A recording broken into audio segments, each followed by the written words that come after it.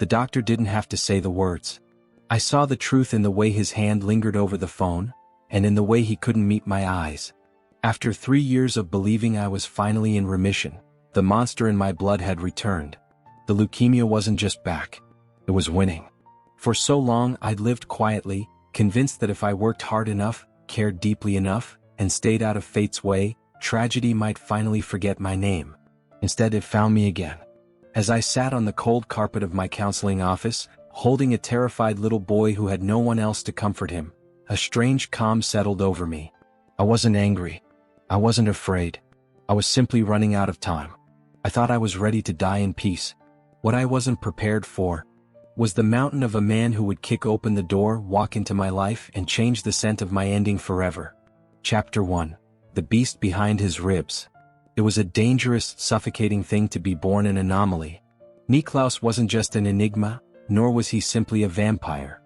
He was a rare, lethal hybrid of both, blessed and cursed with a level of raw, feral strength that breached the boundaries of normal supernatural existence. His power wasn't a gift. It was a living, breathing beast locked behind his ribs, constantly clawing, biting, and tearing to break free. He had joined the protectors of the realm for one reason and one reason only. It was the only place in the entire realm that gave him a legitimate excuse to unleash the violence roaring in his blood. On the battlefield, surrounded by rogue enemies and blood-soaked mud, his terrifying dominance was an asset. Everywhere else, it was a terrifying liability. The members of the protectors, his closest allies, warriors who had bled beside him for centuries, respected him, but they also lived in perpetual fear of him. They operated by one absolute, unspoken rule. When Niklaus's eyes turned bleeding red, you clear the room. You stay out of his reach, you drop your eyes, and you pray you aren't standing between him and whatever dark instinct possessed him. Because when the red took over, Niklaus no longer recognized friend from foe. Combat and raw physical dominance were his only forms of medicine. He burned through violent battles like a dying man gasping for air, maintaining a brutal, exhausting cycle just to vent the feral pressure building inside his skull. But even the deadliest wars didn't always do the trick. And when his controls snapped, the air itself in his presence grew heavy enough to crush bones and shatter glass. On the outside he was magnificent. An ancient hybrid standing over 6'4" with broad shoulders, striking aristocratic features, and a dark, imposing authority unmatched in the realm. But Niklaus would have traded his dangerous beauty and his terrifying power in a single heartbeat just to know what 1 second of true peace felt like. He couldn't even remember what serenity tasted like. He couldn't remember who he was before the feral blood took over. For over 2 centuries he had watched himself rot from the inside out. He had long since stopped hoping for a miracle or a cure, settling instead for a miserable, hollow existence focused entirely on one goal: slay the enemy, bleed off the rage, and don't murder your own brothers when the red takes over. Inside he was completely numb, a hollow shell wrapped in dark leather and tailored coats, carrying a ticking bomb in his chest. On this stormy Tuesday afternoon, Niklaus stood in the stone hallway outside the sanctuary's observation wing. His chest heaved. His knuckles were raw, stained with the dried blood of a rogue faction he had dismantled just hours prior. But the violence hadn't cleared his head this time. Beneath his skin, his veins throbbed a terrifying violent crimson. Beside him, 2 high-ranking alpha vampire guards stood rigid against the wall, their eyes glued to the floor, sweating bullets. They could feel the crushing weight of Niklaus's aura pressing against their chests like a lead weight. "Is the child inside, my lord?" one of the guards dared to ask, his voice trembling. Niklaus didn't answer right away. His jaw clenched so hard his molars creaked. His eyes, burning a lethal, bleeding red, stared at the heavy oak doors ahead. "The child is inside," Niklaus growled, his voice a low, gravelly vibration that rolled through the floorboards. "And if the human counselor you brought in hasn't managed to calm him, I will handle it myself." He didn't want to go in. He knew what his presence did to vulnerable creatures. He knew his aura would crush a frail Omega like glass under a heavy boot. But he had no choice. The orphan boy rescued from the raid held vital intelligence, and time was running out. Niklaus raised his heavy leather-gloved hand, gripped the iron handle, and pushed the double doors open, fully expecting to walk into a nightmare of screaming and terror. Chapter 2. The Counselor Among Vampires. I've spent my entire life trying to be invisible to tragedy. When you're born a fragile Omega, caution isn't just a habit, it's a survival mechanism. I played by all the rules. I ate clean, took my suppressants on the exact minute, avoided conflict, and dedicated my life to working as a counselor for traumatized, nonverbal children. I genuinely, foolishly believed that if I was quiet enough, kind enough, and gentle enough, bad luck would simply pass me by. Many people called me crazy when I chose to work in a sanctuary for vampire children. "Aren't you afraid?" they would ask. "You're a human Omega, Sebastian. Why would you willingly surround yourself with creatures stronger than you?" But I had spent most of my life inside quiet hospital rooms, surrounded by doctors, nurses, and people trained to protect fragile bodies like mine. Humans like me were often allowed to believe peace was possible. For many vampire children, peace was a language they had never been taught. They were born into blood feuds, territorial wars, and families where strength mattered more than tenderness. Some arrived at the sanctuary unable to speak. Others flinched whenever anyone entered the room. They needed care too. And if my gentle scent, quiet voice, and patient hands could give even one frightened child a place where they felt safe, then I refused to believe I had chosen the wrong life. For 3 long years, I held on to that fragile delusion. My doctors called it remission. I called it a second chance at life. Then came the voice message on my desk phone at 2 o'clock on a rainy Tuesday afternoon. I can still hear the cold, clinical chime of the speaker. "Sebastian, this is Dr. Alexandros' office. We need you to come back in regarding your quarterly blood panel. Clear your afternoon, we'll make room for you as soon as you can get here. Clear your afternoon. We'll make room for you." I didn't call back right away. I couldn't move. My hands froze over my paperwork, and for a terrifying 10 seconds, I forgot how to draw air into my lungs. When the paralysis finally broke, a sudden violent tremor started in my legs, turning my knees to soft water. I had to grip the edge of my mahogany desk just to keep from sliding onto the floor. The mysterious, bone-deep fatigue I'd been dismissing for weeks. The faint, purplish bruises blossoming along my collarbones that I'd hidden beneath button-up shirts. It all rushed back to make sickening sense. The leukemia wasn't gone. It had just been sleeping. And now it was awake, tearing through my body with a vengeance. A tear slipped down my cheek, cold and bitter, but I quickly wiped it away with the back of my hand. I refused to sink into despair in an empty office. If my time on this earth was short, if my body was already beginning its quiet descent into failure, I wasn't going to spend my remaining days weeping in the dark. I stood up, pulling on my thickest, oversized knit sweater to hide the uncontrollable shivers racking my frame and the visible thinness of my wrists. I grabbed my clipboard and walked straight out the door toward the sanctuary's high-security wing. If my life was ending, I was going to use whatever energy I had left to help Leo. Leo was a 6-year-old orphan boy brought in by enforcement officers late last night after his home was destroyed. He was nonverbal, completely traumatized, and deeply terrified of everyone. Every time a guard stepped near his cell, the boy would scream until his vocal cords bled. They needed a gentle hand, and I was the only one left who could give it to him. Inside the quiet, carpeted observation room, the rain lashed against the reinforced glass windows. I sat down cross-legged on the floor, keeping my distance, making sure my scent remained light, soft, and soothing, a blend of warm cedar and dried lavender. I didn't force him to look at me. I didn't reach out. I just sat there, making small, soft gestures in sign language and speaking in a low, gentle whisper. "You're safe here, little one," I murmured, keeping my posture completely unthreatening. "Nobody in this room is going to hurt you. I'm just going to stay right here until you're ready." For 20 agonizing minutes, the boy didn't move from his corner. But slowly, inch by inch, he began to creep across the carpet. Finally, with a soft, hiccuping sob, little Leo collapsed against my chest, burying his face into the thick wool of my sweater and wrapping his tiny hands into the fabric like a lifeline. I wrapped my arms around his small frame, resting my chin on top of his head, closing my eyes as a sudden dizzying wave of exhaustion washed over me. My heart was beating too fast, my lungs burning just from holding him. "Just hold on a little longer," I told myself, fighting off the faintness. Just help this one child before you go." And then the heavy double doors at the end of the room creaked open. Chapter 3, The Scent That Silenced the Monster. The moment the heavy iron handle turned, the atmospheric pressure inside the room plummeted. It felt as though the very oxygen had been sucked out of the chamber, replaced by a suffocating, static-heavy charge that made the glass windows vibrate in their frames. Standing in the doorway was an absolute mountain of a man. Niklaus stood draped in a heavy, dark coat, his broad shoulders blocking out the dim light of the corridor behind him. His presence was oppressive, an ancient, feral Enigma hybrid whose very existence demanded total, immediate submission. Any normal Omega, or Alpha for that matter, would have dropped to their hands and knees, choking on fear under the sheer magnitude of his aura. Niklaus braced himself, his jaw tight, his eyes still burning with that dangerous, bleeding red glaze. He waited for the counselor to shriek. He waited for the orphan boy to shatter into panic.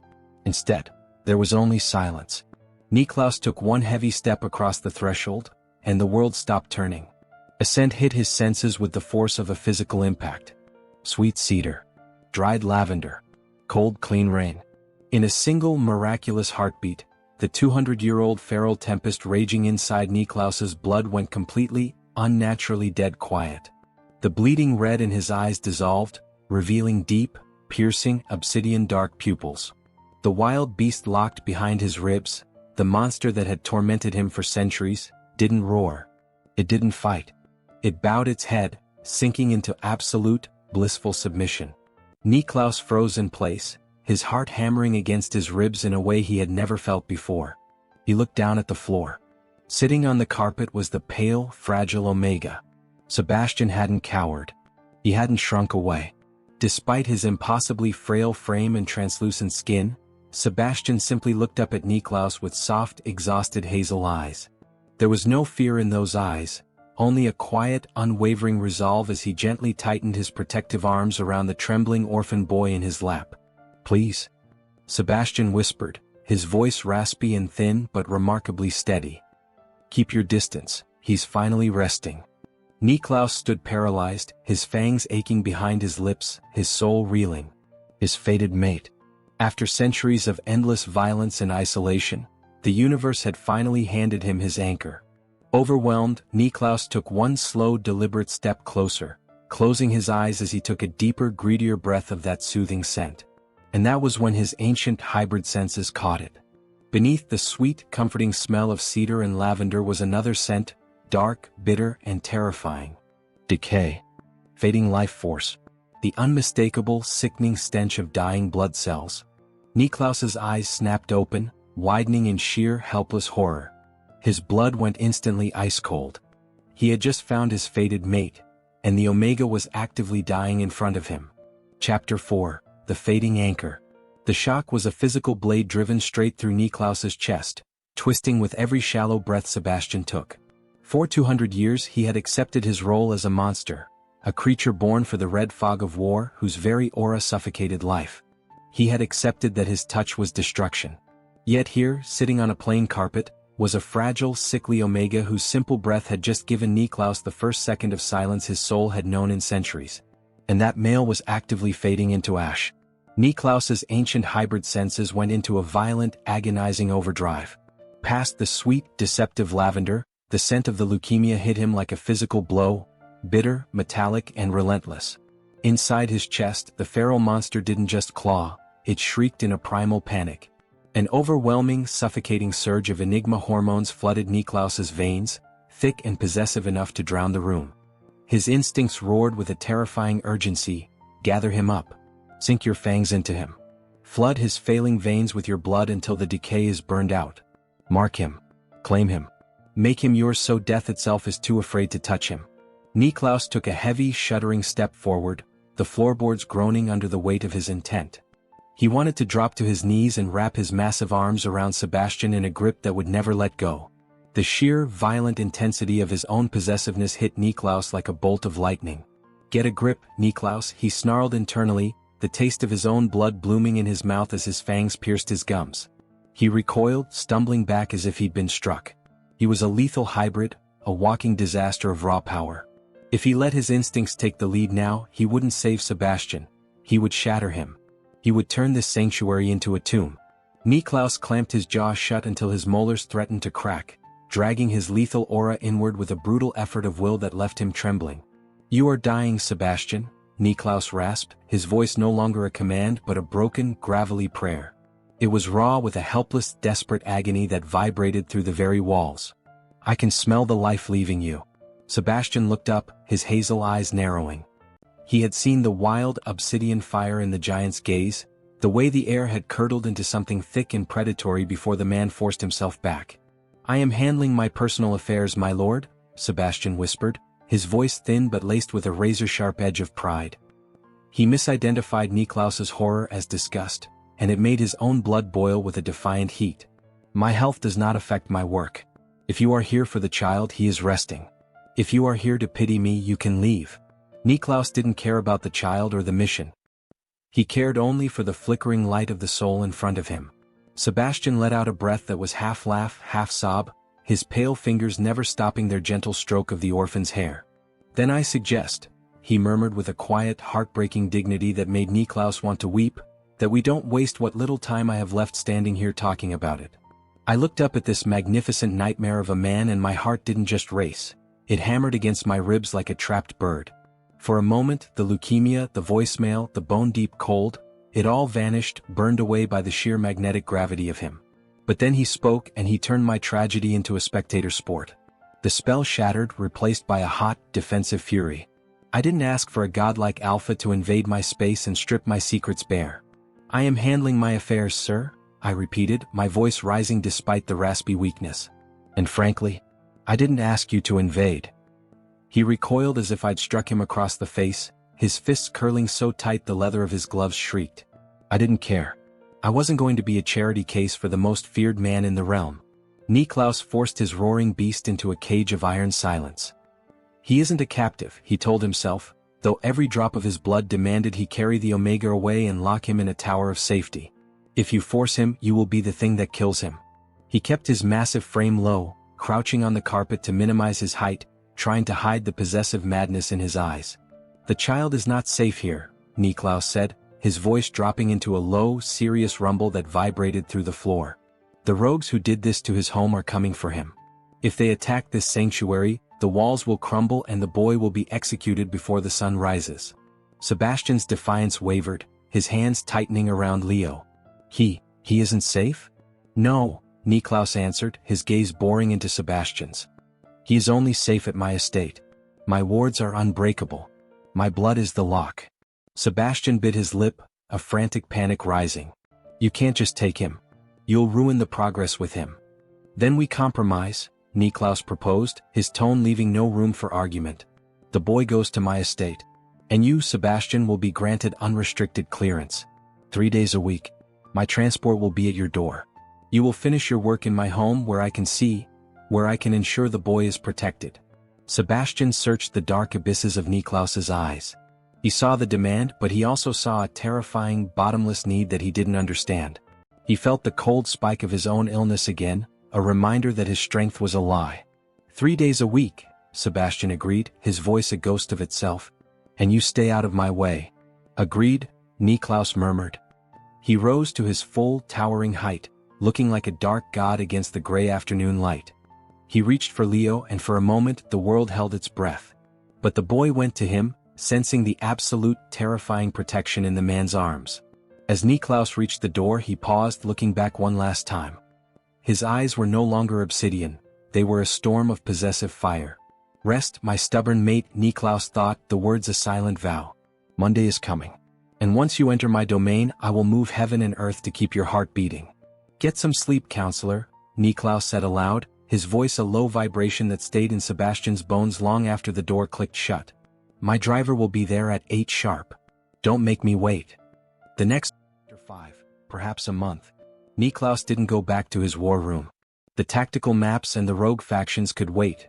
His soul was currently centered on a single fragile point. He returned to his private estate just long enough to deliver little Leo into the hands of Martha, the elderly vampire who had raised Niklaus from a wild, orphaned hybrid into the man he was today. She was the only living soul who had ever seen him break, and the only person he trusted with a life this precious. "Keep him safe, Martha," Niklaus murmured, his voice tight as he settled the sleeping boy into her arms. "The rogues are hunting him." Martha looked at the child, then up at Niklaus. Her ancient eyes zeroed in on the strange, unnatural stillness in his posture. The storm had stopped. "The boy is safe," she whispered. But what of the beast in your blood, my son? It has gone quiet. I found him, Martha, Niklaus rasped, his chest heaving with a heavy, pained breath. I found my anchor at last. But he is fading.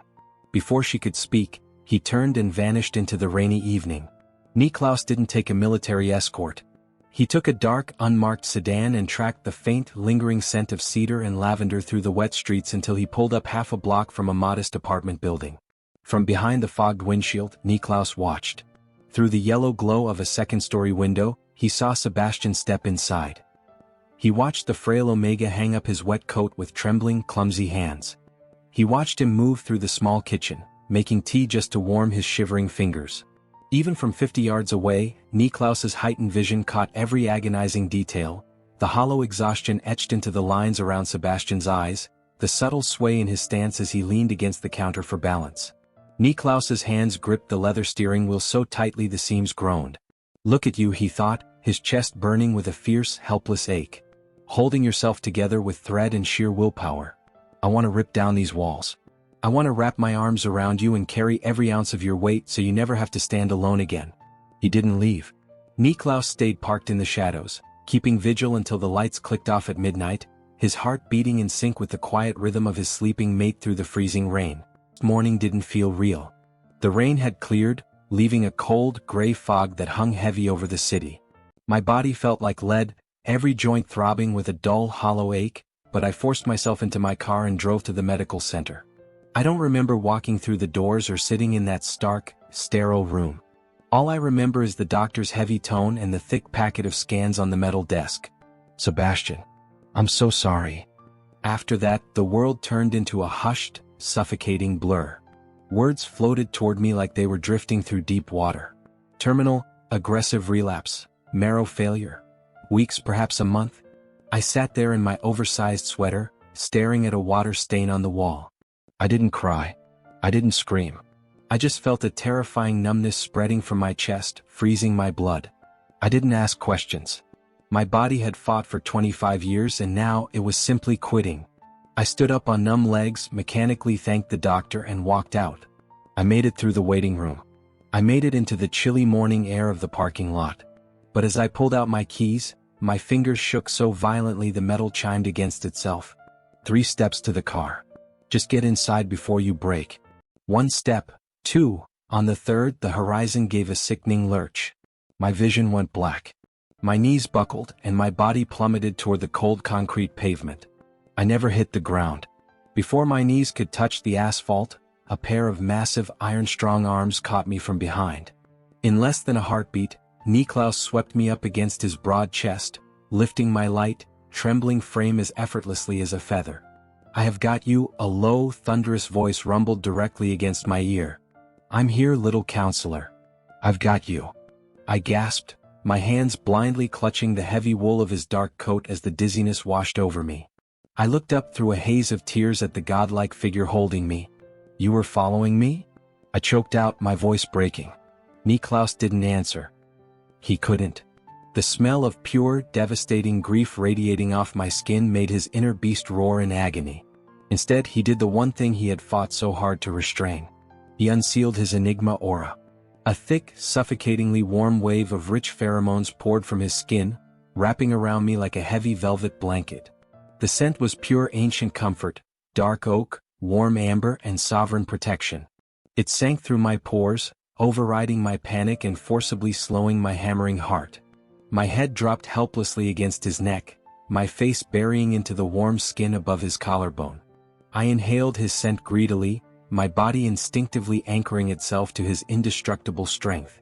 The terror of the diagnosis didn't vanish, but under that heavy, possessive warmth, the panic receded. For the first time in 24 hours I could breathe. Niklaus held me tight against his heart, his obsidian eyes burning with a dangerous light as he looked back toward the hospital. They told you there is no hope, he vowed silently. But they do not know me. They do not know the power of the blood in my veins. You are my mate, Sebastian, and I will tear this world apart before I let it take you from me. He turned and carried me toward his vehicle, cradling his fading mate as if I were the most precious treasure in existence. Chapter 6. The Enigma Sanctuary. Sebastian didn't remember the drive. The moment Niklaus wrapped his heavy, warm Enigma pheromones around him, his overtaxed nervous system simply surrendered. The sheer exhaustion of carrying a terminal sentence, combined with the sudden, overwhelming safety of his fated mate's scent, plunged him into a deep, dreamless sleep. Niklaus drove with surgical precision. One hand remained firmly on the wheel, while his other rested gently over Sebastian's trembling fingers. He was a silent anchor, pumping a steady, soothing stream of calming hormones into the cabin. They passed through 3 heavy security checkpoints and forged iron gates before pulling up to the grand entrance of Niklaus's private estate, a towering ancient stone manor hidden deep within the pine crests of the northern mountains. The moment the sedan stopped, the side doors opened. Waiting on the steps was Dr. Valeria, an ancient physician who had overseen the protectors for over a century. Niklaus stepped out into the crisp mountain air and gathered Sebastian into his arms once more. "Is this the counselor, my lord?" Dr. Valeria asked, her sharp eyes taking in Sebastian's pale skin and the faint blue tint on his lips. "His name is Sebastian," Niklaus growled, cradling his mate tightly as if the world were trying to snatch him back. "And his blood is failing. Assemble your diagnostic team. You will examine him, you will stabilize him, and you will give me options." Sensations came back to me in slow, hazy waves. First came the smell. It wasn't the harsh, bleach-scrubbed air of a clinic. It smelled of rich sandalwood, crackling pine fires, and that intoxicating heavy scent of dark oak and amber. Second came the feeling beneath my back. I wasn't on a vinyl table. I was resting on an impossibly soft, plush mattress draped in silk and velvet. I opened my eyes, blinking against the glow of a roaring fireplace. High vaulted stone ceilings. Dark mahogany. Grand arched windows. Where am I? Panic spiked in my throat. I tried to sit up, but a sharp wave of dizziness made the room lurch. "Easy, little counselor. Do not rush." I turned my head. Sitting in a massive leather armchair beside the bed was Niklaus. He had shed his heavy armor, dressed now in a simple charcoal sweater that made his broad shoulders look even more like a fortress. "You collapsed," Niklaus answered, his voice low and steady. "I brought you to my private estate." My cheeks flushed with a mix of embarrassment and defensive anger. "You brought me to your home? Without my consent?" I rasped, trying to assemble my usual professional armor. "Niklaus, I have a life. I have work." "You have a terminal diagnosis, Sebastian," Niklaus interrupted softly, cutting right through my defenses. "And you have less than a month if you stay in that damp apartment, eating nothing and overworking yourself for children who need you alive." Chapter 7. Where Death Cannot Follow. Dr. Valeria completed the scans, her glowing silver wand hovering inches above my chest. The silence in the chamber was deafening. Niklaus stood at the foot of the bed, his broad arms crossed, his jaw set like granite. "Well?" Niklaus growled, a low, dangerous rumble that made the glass vials on the tray chime. "In a purely human body, this is a death sentence," Valeria began. Sebastian closed his eyes, resigned. "However," she interrupted firmly, "what the doctors do not understand is the biology of fated bonds. Sebastian's body is human, but his central nervous system has already recognized you as his fated anchor. Commander, your Enigma hormones are acting as an external life support system." She looked directly at Niklaus. "Human medicine cannot cure him. But your blood can. If Sebastian consumes refined doses of your ancient hybrid blood, it will rewrite his marrow. It will hunt down the diseased cells and purge them." Sebastian stared in disbelief. You want me to drink his blood?" "First we must build your strength," Valeria cautioned. "Then we begin the blood therapy." Niklaus looked down at me, his eyes burning with an unbreakable promise. "There is a way," he vowed silently. "I don't care if I must bleed for you every day for the next 1,000 years. You are not leaving me." Before I could process the idea, the heavy doors creaked open. A tiny, familiar head poked into the room. It was Leo. The boy didn't hesitate. He scrambled across the carpet and threw his tiny body onto the mattress. I wrapped my arms around him, burying my face in his hair. I looked over Leo's head at Niklaus. The terrifying commander looked almost gentle. Leo reached out his tiny hand and patted Niklaus's arm. The ancient hybrid, who had struck terror into rogue armies for centuries, looked utterly bewildered by a 6-year-old's touch. A tiny, soft laugh escaped my lips, the first real smile I had felt in weeks. By Sunday evening, I felt enough strength to insist on eating downstairs. The dining hall was massive, lit by wrought iron chandeliers. At the head of the table sat Niklaus, flanked by his 3 lieutenants, Gideon, Cassian, and Julian. When I walked into the room, leaning lightly on the wall, every alpha at the table froze. Gideon cleared his throat, whispering to Cassian. He looks like a breeze could blow him away. I took my seat at the right hand of Niklaus, met Gideon's wide eyes and spoke smoothly. I might look frail, Commander Gideon, but I assure you, dealing with traumatized 6-year-olds requires significantly more tactical patience than punching rogue vampires in a mud pit. Cassian buried a laugh behind his wine goblet. Gideon's jaw dropped before a booming, roaring laugh filled the hall. Well spoken, little counselor. Niklaus didn't say a word, but the deep amber glow in his eyes was practically beaming with pride. Later that night, after the exertion of dinner had drained the last of my strength, I retreated back to the warmth of the master suite. I was sitting up against the pillows when the heavy oak door opened quietly. An elderly woman entered carrying a tray with warm soup. I thought I'd find you awake, she said softly. Sebastian blinked, recognizing the gentle authority in her posture. You must be Martha. She smiled, setting the tray down. So he has already spoken about me? He talks about you? He hasn't stopped. Sebastian almost laughed. The terrifying commander? Oh, child. She sat beside the bed, her ancient eyes filled with a mother's warmth. I raised him. I've seen him return from wars missing half his blood. I've watched him stitch his own wounds. I've watched kingdoms fall. But her eyes softened, glistening in the amber lamplight. I've never seen him afraid. Until yesterday. Sebastian looked down, his chest aching. He was frightened? He thought you were dying, Martha whispered. And I think he would have traded 200 years of his own life if someone had asked. Sebastian quietly gripped the blanket, the heavy weight of Niklaus's devotion settling deep into his soul. Chapter 7b, The Life Between Them. Monday morning brought a heavy, rhythmic mountain rain that tapped gently against the high glass dome of the estate's grand conservatory. Inside, the room was warmth and green life incarnate, filled with lush tropical ferns, blooming orchids and the scent of damp earth. Leo sat cross-legged on a velvet cushion, focused on a set of colored wooden blocks. For the first time since the raid, the boy wasn't looking over his shoulder. I sat opposite him, sketching simple emotion cards to help him communicate. At the far edge of the room, Niklaus stood like a silent sentinel against a stone pillar. He kept his distance, his broad arms crossed, his signature Enigma scent held tightly under control so it wouldn't overwhelm the child. Look, Leo, I murmured, sliding a card toward him with a drawing of a sun. This means safe. Can you show me safe? Leo looked at the card, then pointed a small finger directly at me, and then over at Niklaus. I froze, my heart skipping. Niklaus's breath hitched.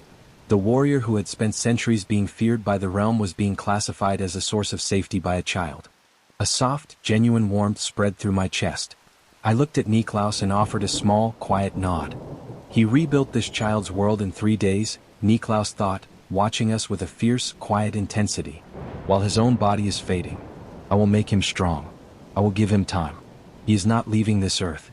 Dr. Valeria was absolute in her orders. No hybrid blood until Sebastian's baseline improved. Raw ancient blood carried immense power. Forcing it into a collapsing human system too early would cause a violent rejection. So, the estate settled into a quiet regimen of recovery. Every morning, nutrient-rich broths. Every afternoon, hours of rest where Niklaus's broad shoulder acted as a steady anchor for Sebastian's weariness. By Wednesday, the blue tint in my fingernails had faded, replaced by a subtle, healthy flush. You're staring, I murmured, turning to look at Niklaus on the stone bench beside me. I am monitoring your progress, he replied, his deep voice smooth. He reached out, his broad fingers closing over mine. Valeria says your heart rate is stable. Your marrow is holding. I felt the steady, reassuring thrum of his pulse. I'm still terrified, Niklaus, I admitted softly. About the blood therapy. About what comes next. Niklaus squeezed my hand, his dark eyes level with mine. You don't have to face it today, little counselor. One day at a time. Chapter 8, The Velvet Cage. By Tuesday, the intense dizziness had finally passed, replaced by a strength I hadn't felt in months. My body was back at a baseline where I could actually function. Which meant it was time for me to go home. I was pulling my sweater over my head when the door creaked open. Niklaus walked in, stopping dead in his tracks as he saw me dressed and ready to move. Where do you think you are going? He growled softly, the rumble vibrating through the floor. I am going home to my apartment, Commander, I stated, lifting my chin.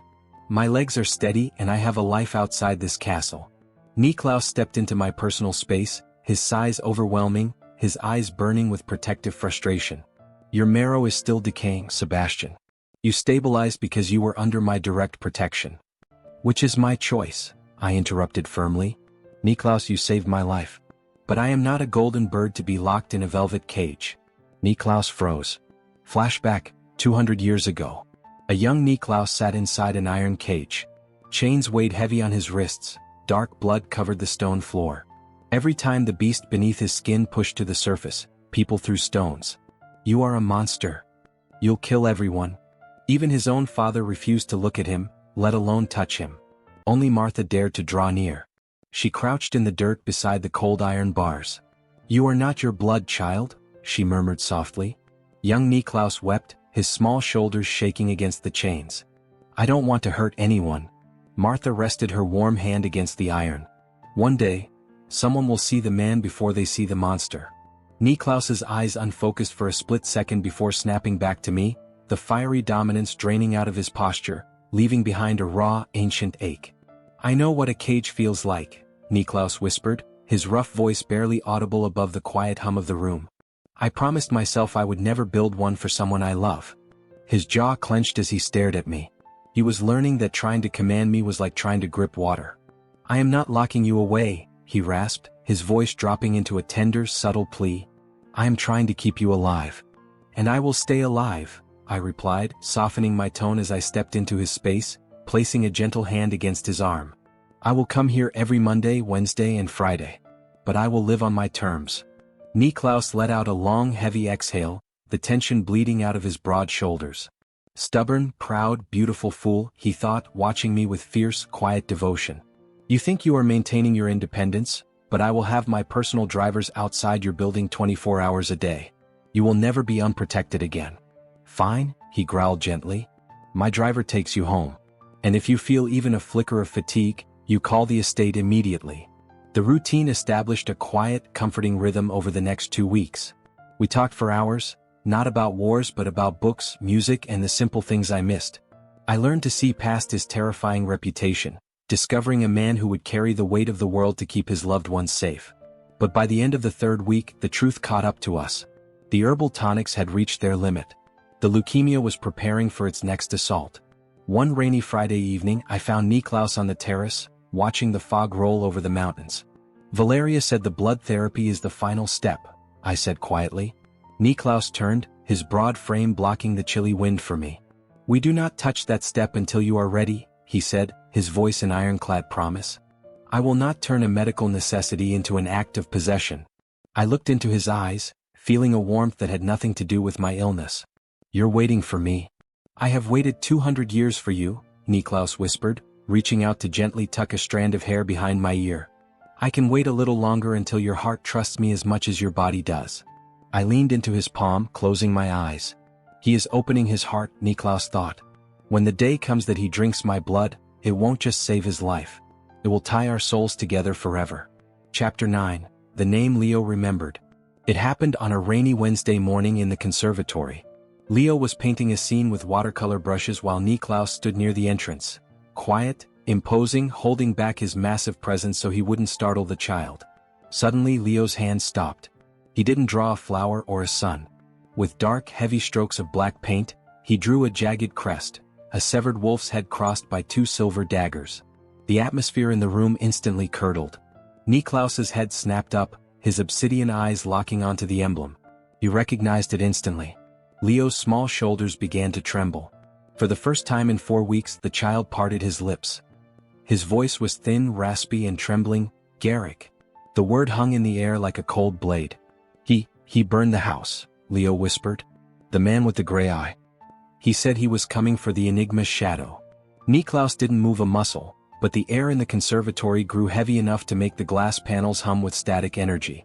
I gently placed my hand over Leo's trembling fingers. You are safe here, Leo. Garrick cannot touch you. Niklaus turned and walked out. But as he passed the archway, I caught a glimpse of his face. His jaw was set like forged iron, and behind his ribs, something wild and ancient had just woken up. The peace of the estate did not mean the beast had vanished. Niklaus's inner monster was a distinct, living entity, a bloodthirsty dragon that craved absolute dominance. The stabilizing presence of Sebastian hadn't killed the beast, it had simply given the monster a single, sacred rule: never touch the Omega. In the war room, map tables glowed with red tactical markers. Garrick's faction is moving through the northern ridge, Cashin reported. Suddenly, a low, guttural growl vibrated out of Niklaus's chest, a sound so primal it didn't sound human.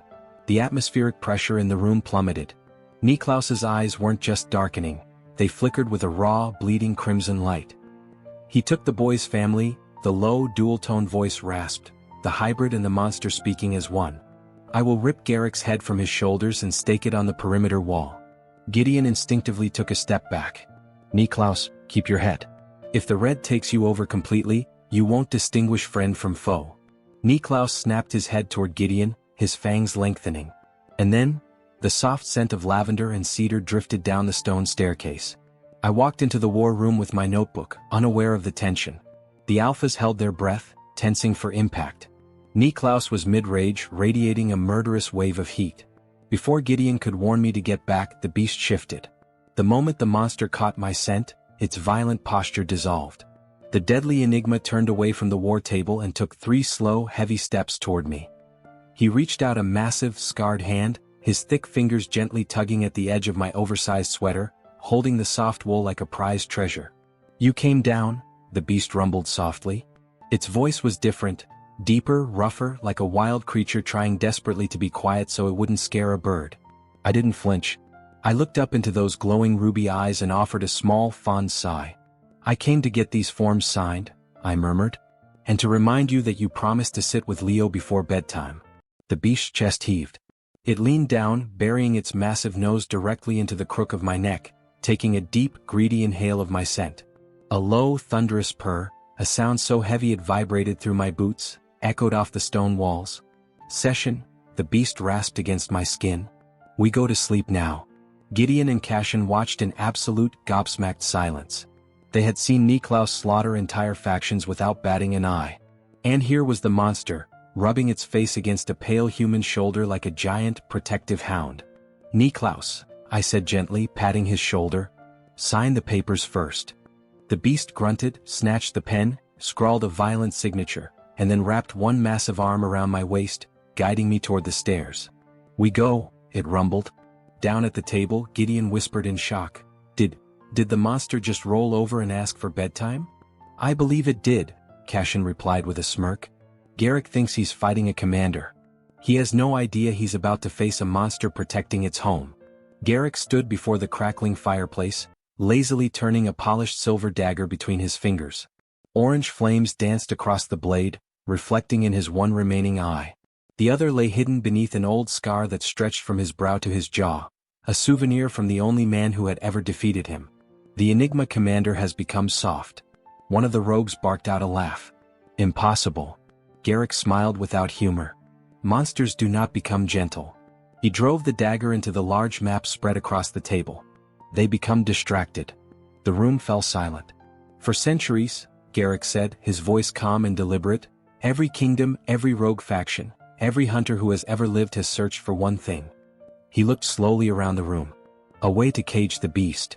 His finger traced a route across the map until it stopped over the sanctuary. We tried armies. Silver. Poison. Ancient magic. Nothing worked. He chuckled softly. And then fate handed us the answer. His finger tapped the location once. The mighty Enigma finally found a mate. Several rogues exchanged uncertain glances. A dying Omega, Garrick continued, amusement creeping into his voice. Fragile. Terminally ill. A counselor who would break if dropped from the wrong height. He leaned back, folding his arms. The beast has always been untouchable. But his heart. A slow, cruel smile spread across his scarred face. Is not. Another rogue frowned. You mean to challenge the commander? Garrick's expression hardened. No. His answer came immediately. I have no interest in fighting Niklaus. He tapped the map again. We don't attack the commander. We take the counselor. Silence settled over the room as the realization spread. Kill the Omega, and the beast won't die. Garrick's smile widened. He'll wish he had. A grieving beast is easier to chain than a victorious one. He could already picture it. An enigma stripped of his anchor. A creature consumed by grief, driven beyond reason, finally vulnerable enough to be chained or destroyed. This is going to be the easiest hunt of my life. The rogues around him grinned, believing the victory was already theirs. Remember this. No fortress has ever fallen from its strongest wall. They fall through the one door left open. He looked toward the sanctuary on the map. Sebastian is that door. But Garrick's reasoning was fatally flawed. He had spent centuries studying the commander. He had studied the soldier, the strategist, the monster. What he had never studied was the impossible strength of a beast protecting the one soul it loved. And that mistake would cost him everything. Chapter 10. The Enigma's Weakness. Sebastian had fought for his independence until the very end. He kept his downtown office, driving himself to private evening appointments after leaving the sanctuary of the estate.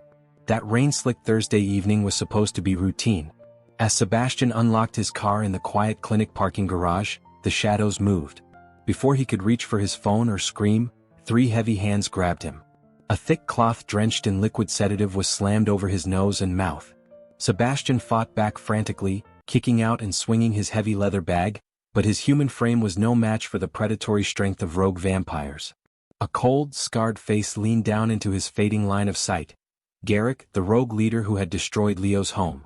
So this is the Enigma's little weakness, Garrick sneered, dragging the half-conscious counselor into the darkness of a waiting black van.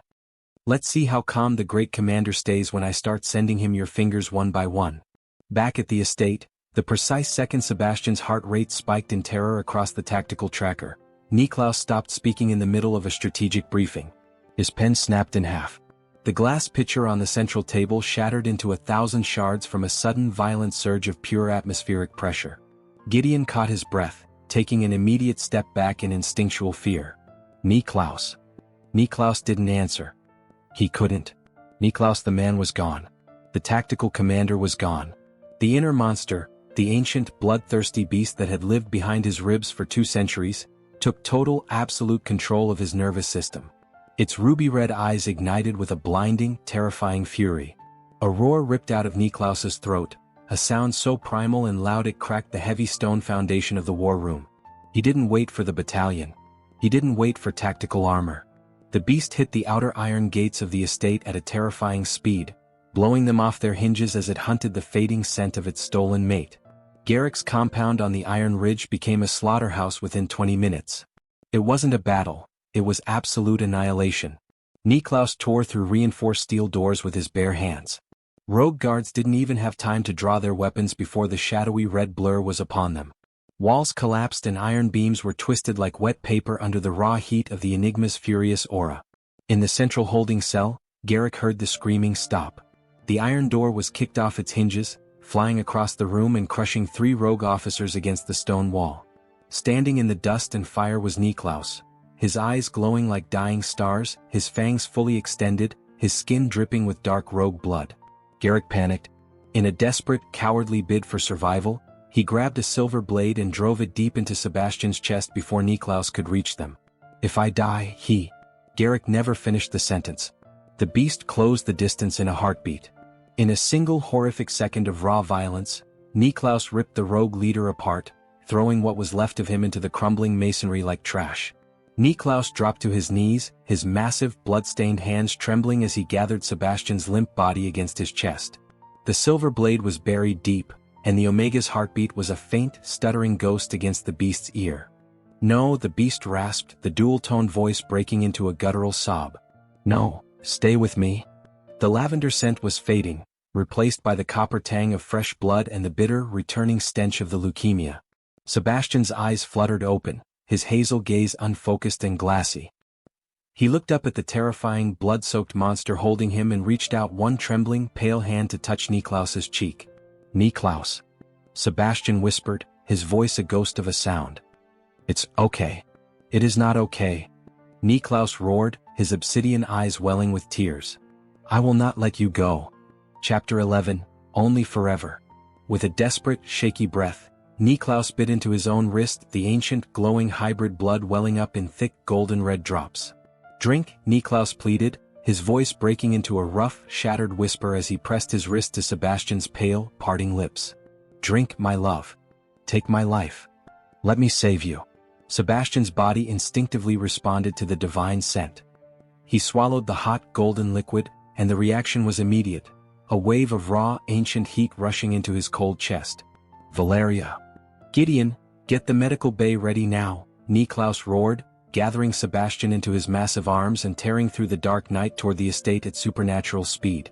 The estate's intensive medical suite was a blur of flashing white lights and the terrifying sound of a flatlining monitor. Dr. Valeria's hands were frantic as she worked against the clock. The blade pierced his pulmonary artery, Commander.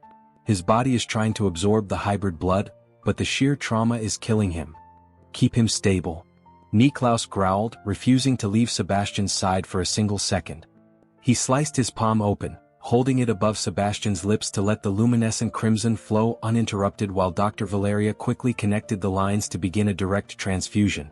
Take it all, Niklaus prayed silently, pressing his forehead against Sebastian's clammy temple as the monitors shrieked in distress. Take everything from me. Every drop of blood. Every year I have left. Every ounce of my strength. Just don't take him. Just then, Sebastian's body began to jerk violently. Dark blood poured from his lips, staining the pristine white sheets. Alarms blared across the medical bay, echoing in a chaotic chorus as the line on the monitor suddenly went completely flat. A high, continuous tone pierced the room. Flatline. He's in cardiac arrest. Start compression now. Dr. Valeria shouted. Niklaus stood frozen, agony and sheer terror tearing through his dark eyes as the medical team surged forward. They worked relentlessly, pumping his chest until, with a harsh, shuddering gasp from the machines, a faint spike returned to the screen. His heart was beating again but barely holding on. For 17 agonizing hours, Niklaus remained trapped in a living nightmare. He didn't move, he didn't sleep, and he barely breathed, watching the grueling battle for Sebastian's life unfold. His mind raced with a terrifying realization. After living 2 centuries as an invincible warrior, he was entirely powerless to save the only man who held his heart. Only after what felt like an eternity did Sebastian's body finally stop rejecting the gift. The ancient Enigma blood began to take hold. Underneath his skin, an invisible battle raged. The golden hybrid cells invaded Sebastian's collapsing marrow like a divine army, hunting down every decaying human cell and burning away the silver poison. The monitor let out a sudden violent tone as Sebastian's body went rigid one last time. Then the fatal wound on his chest knit itself closed from the inside out, leaving behind a faint, shimmering scar. With one final heavy gasp, the monitor locked into a deep, strong rhythmic beat. Sebastian slipped into a peaceful, deep coma, the monster in his blood, finally defeated by the blood of the man who loved him. I woke up to the soft, rhythmic patter of mountain rain and the scent of fresh pine. The first thing I noticed wasn't the room, it was the profound, terrifying silence inside my own body.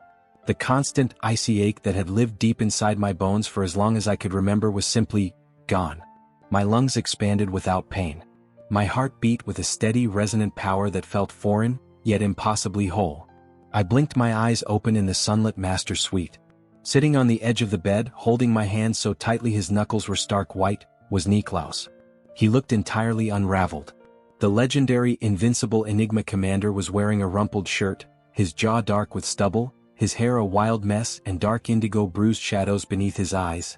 The unmistakable look of a man who had spent 17 hours fighting death itself, and had refused to lose. As soon as my fingers twitched against his palm, his entire frame stiffened. His head snapped up, his dark eyes wide and wild. Sebastian? His voice cracked, trembling with a raw vulnerability I had never heard from him. I looked down at my hands. The sickly, translucent pale blue tint under my fingernails was gone, replaced by a warm, healthy flush. When I met his gaze, I felt something new. A warm, invisible gold thread hummed directly between my chest and his. I could feel the slow, heavy thrum of his heartbeat echoing right alongside mine. "You saved me," I whispered, my voice sounding clearer and stronger than it had in years. Niklaus let out a long, shuddering exhale that sounded like a sob. He leaned forward, carefully burying his face into the crook of my neck, his massive frame trembling against the mattress. "I thought I lost you," he rasped, his warm breath fanning across my skin. "When that blade hit, I felt the world end. I have lived 200 years in darkness, Sebastian. I didn't care about dying, but the thought of living in a world where your light didn't exist, it almost drove me mad." I brought my arms up, wrapping them around his broad shoulders and burying my fingers in his thick hair, pulling him closer. I was so tired of fighting alone, Niklaus, I admitted softly, looking up at the high timber ceiling. For years I treated my life like a deadline I just had to endure. But when I was fading in that compound, all I could think about was coming back here. To Leo and to you. Niklaus lifted his head, his dark eyes searching my face with an intense, reverent warmth. You don't have to carry the weight of the world by yourself anymore, little counselor. Your battles are my battles now. And your peace is my peace, I murmured, offering him a small, genuine smile. I feel like I'm finally home. Spring arrived at the estate with a quiet, golden grace. The realm quickly learned a new truth about the monster of the north. On the battlefield, Commander Niklaus remained a terrifying, unstoppable force of nature. But the moment he stepped over his own threshold, the bloodthirsty beast vanished entirely. One warm afternoon, I sat on the stone patio holding a mug of warm tea, watching an impossible sight unfold in the central courtyard. Niklaus was sitting cross-legged on a woven carpet in the grass, his massive black combat boots discarded beside him. Little Leo, now thriving, cheeks rosy with health, was kneeling beside him with a set of washable paints. Hold still, Niklaus. Leo giggled, dipping a foam brush into bright yellow paint. The butterfly needs big wings. The warrior who had struck terror into the hearts of rogue armies for 2 centuries sat completely motionless, his broad, battle-scarred arms resting on his knees. With painstaking patience, Niklaus let a 6-year-old paint neon butterflies and bright green vines over his dark tattoos. Gideon and Cassian stood near the archway, watching the scene in dumbfounded awe. If any of our enemies saw the great Enigma right now, Gideon whispered, shaking his head, they'd surrender out of sheer psychological confusion. He isn't a monster anymore, Gideon, Cassian replied with a warm smirk, leaning against the pillar. He's just a man who finally has something worth protecting. The legal adoption papers were finalized on a golden afternoon shortly after. Out in the courtyard, the sun kissed the blooming hydrangeas and bathed the lawn in warm light. Leo ran through the garden, his small feet flying over the grass as he chased a shimmering blue dragonfly. Suddenly he tripped over a stray root. Before he could hit the dirt, I moved forward and caught him gently under the arms, lifting him back onto his feet. A second later, Niklaus was there, his massive frame blocking the wind, his dark eyes instantly checking the boy for scrapes. Leo looked up, his bright eyes moving from my face, over to Niklaus. A tiny shy smile tugged at the corners of his mouth. That's silence. The wind seemed to die in the trees. I froze, my heart doing a sudden violent flip in my chest. Beside me, Niklaus literally stopped breathing, the formidable Enigma commander rendered utterly speechless by a single word from a 6-year-old child. Leo tilted his head, his small brow furrowing in confusion at our sudden stillness. Did I say it wrong? I dropped to my knees on the soft grass, blinking back the sudden, overwhelming prickle of tears in my eyes. No, my voice broke, soft and thick with emotion. You said it perfectly, Leo. Absolutely perfectly. Niklaus slowly knelt beside us, his broad shoulders dropping as the iron discipline he carried every day completely dissolved. Without saying a word, he reached out his massive, scarred arms and pulled both of us against his chest, holding us like we were the most precious things in the entire world. Later that evening, after Leo had been tucked into bed, after a long bath to wash the yellow paint off Niklaus's forearms, I stood on the high marble balcony overlooking the sunlit valley. The legal adoption papers were sitting finalized on the desk inside. Leo was officially ours. My clinic downtown was thriving, and though I still maintained my independent practice, I no longer fought my body to get through the day. A pair of broad, warm arms slid gently around my waist from behind. Niklaus pulled me back against his broad chest, resting his heavy chin comfortably on my shoulder. His signature scent, dark oak, warm amber and sovereign comfort, wrapped around me like a heavy velvet cloak. What is floating through that sharp mind of yours, little counselor? He rumbled, the low, purring vibration sending a deep, comforting warmth straight to my toes. I leaned my head back against his collarbone, watching the orange sunset melt over the distant mountains. I was thinking about the day you found me in my sanctuary, I murmured softly. I was so angry at you. I thought you were coming to strip away my dignity. I thought I was just waiting for the end. Niklaus squeezed my waist gently, his lips brushing against the soft shell of my ear. And now? I turned around in his arms, resting my hands against the broad expanse of his chest, feeling the powerful, steady rhythm of the heart that had given me a second chance at life. Now, I realized that wasn't the end at all, I said, looking up into those dark obsidian eyes that held nothing but unconditional devotion. It was just the beginning. Niklaus smiled, a rare, breathtaking expression that transformed his harsh features into something deeply human and magnificent. He leaned down, capturing my lips in a slow, tender kiss that tasted of quiet promises and endless tomorrows. "There is no end for us, Sebastian," he whispered against my mouth as the cool evening breeze swept over the balcony. "Only this. Only forever."